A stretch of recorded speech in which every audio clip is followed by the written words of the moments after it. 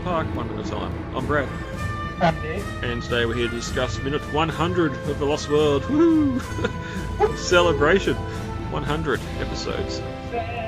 Celebration time, come on. Woo! Speaking of 90s music. Yeah, that's it. I suppose we're episode 100. There's only about 4 weeks left of minutes for us to record. There might be one or two bonus shows in between or towards the end of that, depending on what happens with life. But we'll be only a couple of months away from Fallen Kingdom by that time, so we'll definitely be around long enough to see that and discuss that on the show when we get there, and whatever the future is going to hold after that. But I suppose just a big thank you to everyone that stayed with us for the 100 episodes, and we haven't got a lot more to go. No, but that does make me sad a little bit. I enjoyed this. I did. Well, we're already sad because the best part of the film's over. We've left the village. But briefly getting into some news and things that may make us even more sad.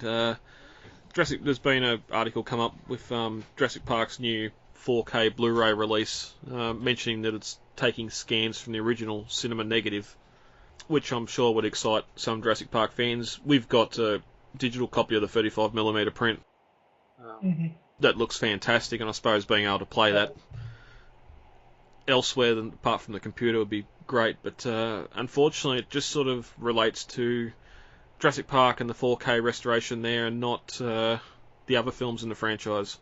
Which honestly does disappoint, because we know that the Lost World's full 35mm do exist out there. You've seen the eBay sales, and it's just sad that we'll never, or probably never. I won't never say never. Yeah.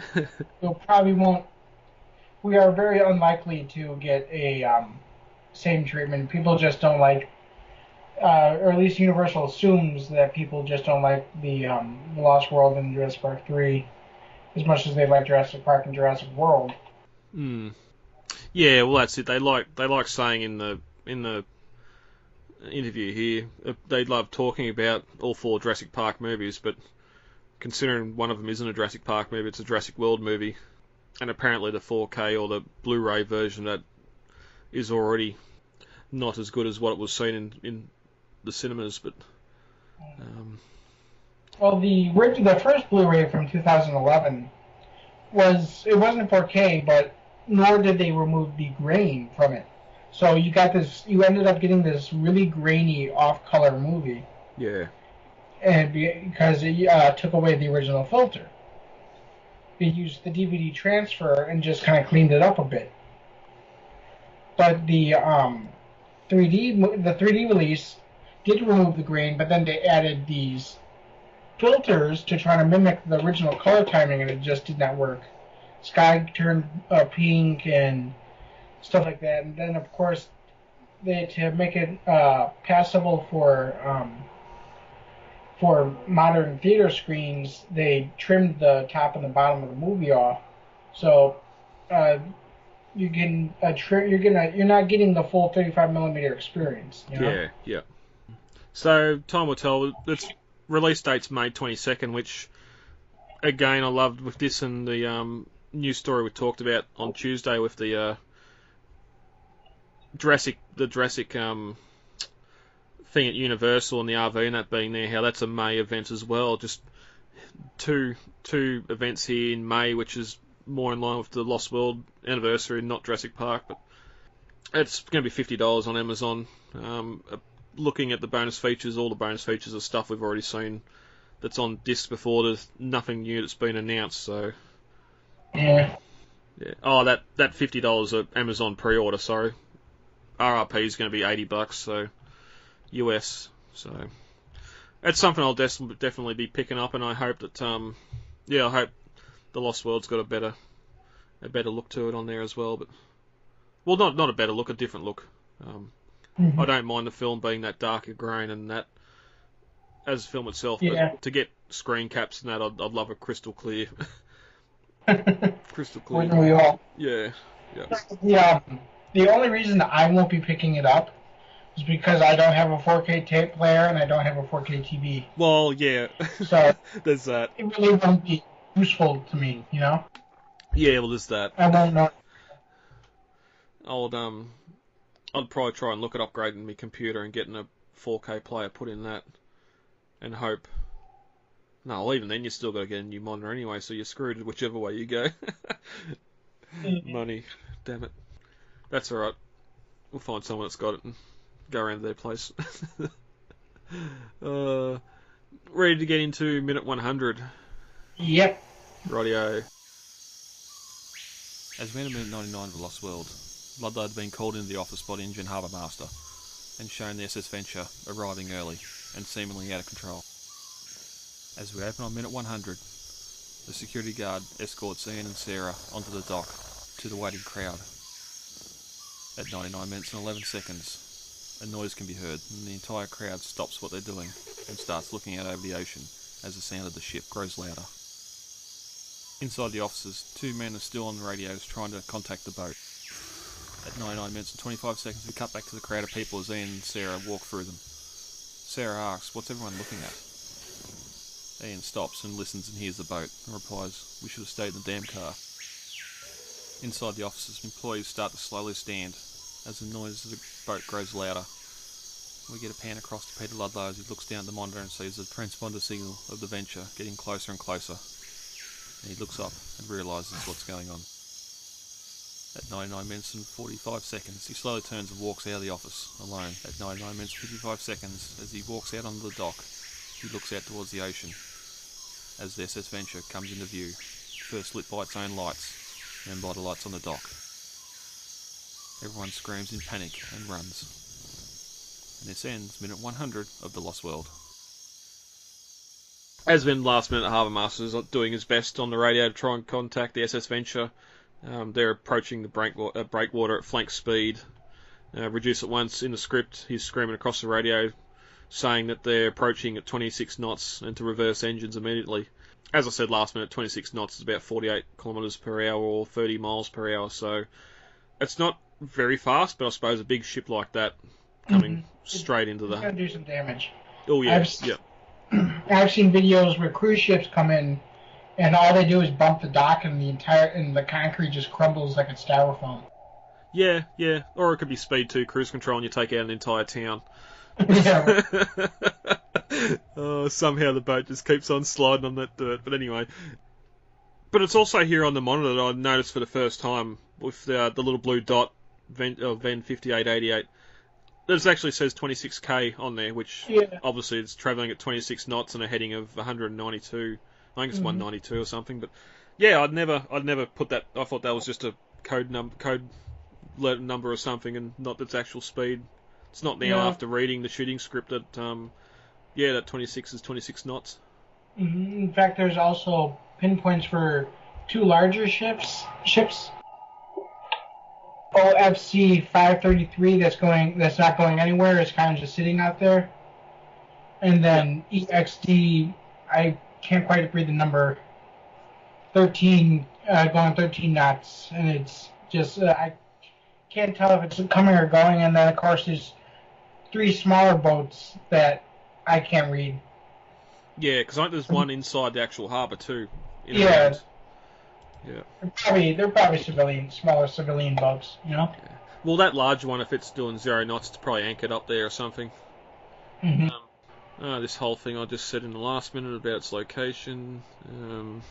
But yeah, that's alright. But yeah, the boat's not listing, and we cut to the security guard leading Ian and Sarah up over that weird vehicle ramp and onto the dock. And then we cut to a group of InGen workers that are sitting there talking amongst themselves, and they suddenly stop and turn towards the water as the sound of the approaching ship can start to be heard, just that droning of the engines. Which is interesting, they can hear it from this far away, yet once it crashes, the engines just seem to stop. Maybe the autopilot detects that they're no longer in the water. They're airborne, but the camera slowly pans across the crowd as the ship draws close, and everyone's starting to take notice now and look out ominously over the water. And we cut back inside the offices. The harbour masters and a second man are both on separate radios telling the SS Ventrue to reduce speed at once.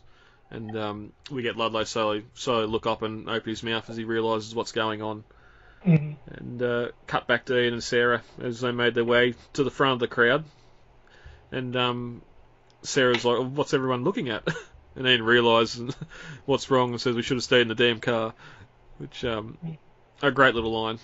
I love that bit. But, then, of course, we get shot back into the harbor. The dock... what was that? What would that be called? I'd say an office. It's like an office or something. Office. Okay, I'll go with that. There's a special name for those kind of boat offices too. Yeah. Like port house or something like that. I don't know. I can't remember. Yeah. But when you get pan across, everybody realizing what the hell is going on. And I'm not sure if she's an officer or what she is, but a woman called Gomez here stands up in front of a map of Southern California, and you can see San Diego highlighted. Oh yeah, yep. I thought so. I thought that's what that was. Mm-hmm. Yeah, well that's it. We're back inside there, and she stands. A couple other employees stand as well, and then we pan across to Ludlow's face, who's looking down at the monitor again. And we see that dot moving closer and closer. There's a reason they can hear it out the window, but then we get the biggest dick move in the Jurassic history. He sort of realises what's wrong and turns and slowly walks out of the office, not warning anyone, not saying, "Hey, we better get out of here." I don't know why it didn't click with anyone else, especially the two guys on the radio that are looking at the monitor and seeing that dot getting closer and drawing a line straight on him. But no, he turns and leaves. And as he... Yes, I'm going home. Yep. And as he walks out onto the dock, he looks past the crowd and we get our first sight of the ship. And I just love here how it sort of emerges. You get the lights coming through the fog to start with. And then it gets so close as to you can see the name painted up on the bow of the ship. And then we cut first to the crowd of people there turning and running, and Ian and Sarah start to run, and seemingly being able to run away after the ship's already on them. And I just love here as they go to turn to run, there's two VIPs are sitting there, just watch them run past, like, where are you two going?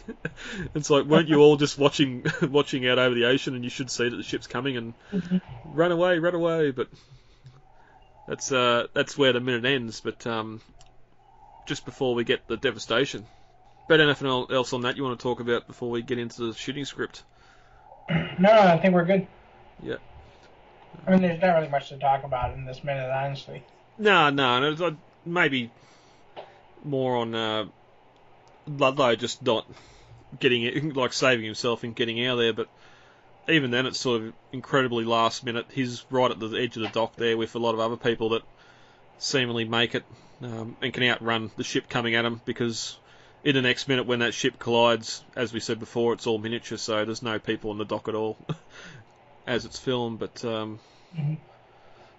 yeah, I would have thought people would be more intelligent to realise what was happening to save themselves instead of staying in there until the last moment. But looking over at the shooting script briefly, they try to radio the ship much like we see in the film, but there's a cut in between the radio calls. We actually cut just to a shot out at night across the water and hearing a large bang and a crash, meant to imply the ship's just ploughed through a smaller vessel.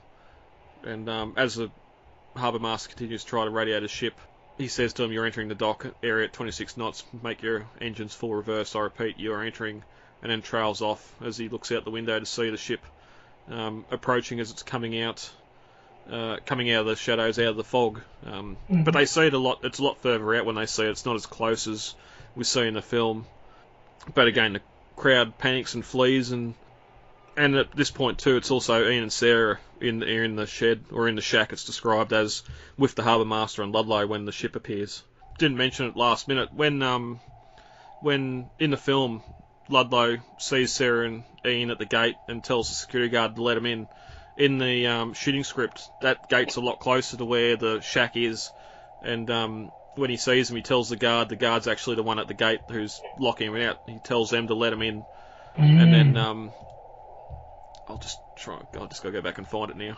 Yeah, because as he approaches the office, he sees Ian and Sarah arrive at the gate, but the guard tells him it's private property.